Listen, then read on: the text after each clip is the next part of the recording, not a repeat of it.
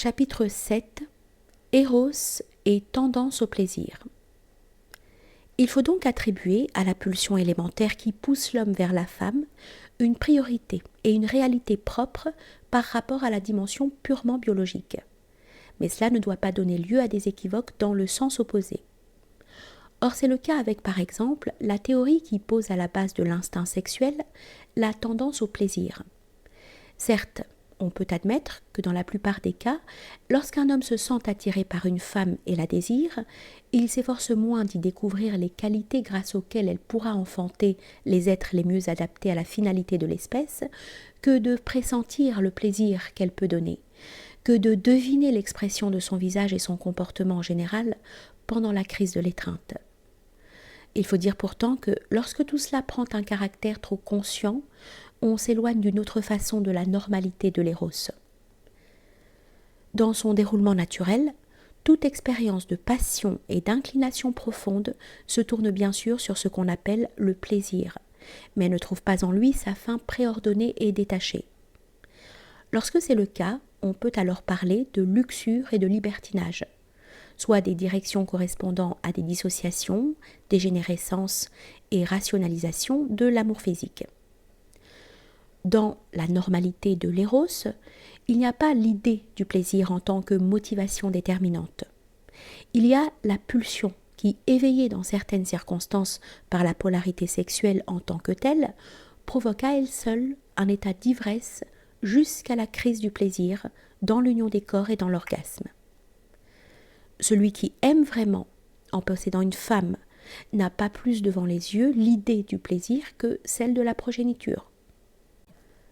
Le freudisme est donc tombé dans l'erreur en plaçant dans un premier temps le principe de plaisir au fondement de l'éros et même de toute la vie psychique humaine.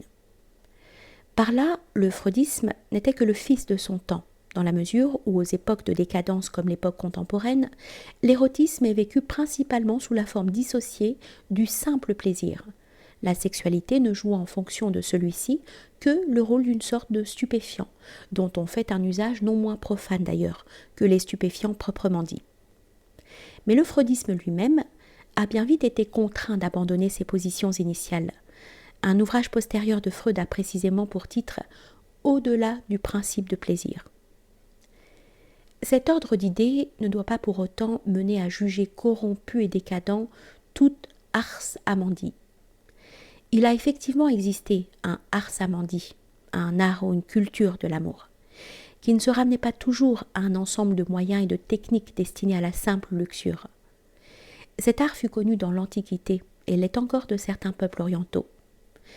Il y a donc eu, soit dans l'Antiquité, soit chez ces derniers, des femmes maîtresses de cet art qui étaient estimées respectées à l'égal de ceux qui connaissaient parfaitement et savaient appliquer les secrets de toute autre forme d'art.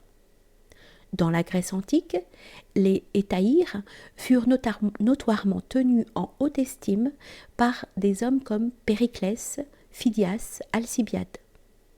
Solon fit ériger un temple à la déesse de la prostitution, et il en fut de même à Rome, non sans relation avec certaines formes du culte de Vénus. À l'époque de Polybe, on trouvait des statues d'hétaïres dans des temples et des édifices publics près des statues des chefs de guerre et des hommes politiques. Au Japon, quelques-unes de ces femmes ont été honorées par des monuments. Et comme dans le cas de tout autre art au sein du monde traditionnel, nous verrons qu'il faut supposer parfois pour l'ars amandi l'existence d'un savoir secret, surtout lorsque sont attestées des relations entre les femmes possédant cet art et certains cultes. En effet, il est difficile que les potentialités supérieures de l'expérience de l'éros se manifestent et se déploient si on laisse cette expérience se dérouler toute seule, sous ses formes les plus brutales, aveugles et spontanément naturalistes. Il s'agit avant tout de voir si dans les développements vers des formes limites de sensations dont cette expérience est susceptible, la dimension la plus profonde de l'éros se maintient et finit même par prévaloir, ou bien si ces développements dégénèrent dans une recherche libertine et extrinsèque du plaisir. Cela permet de définir deux aspects possibles, bien distincts, de l'ars amandi. Que dans le second cas, l'on s'illusionne souvent à propos des résultats, il est à peine besoin de le souligner. Il n'y a pas de technique amoureuse qui puisse, dans le domaine même du plaisir, mener à quelque chose d'intéressant, d'intense et de qualitativement différencié sans prémisse d'ordre interne psychique.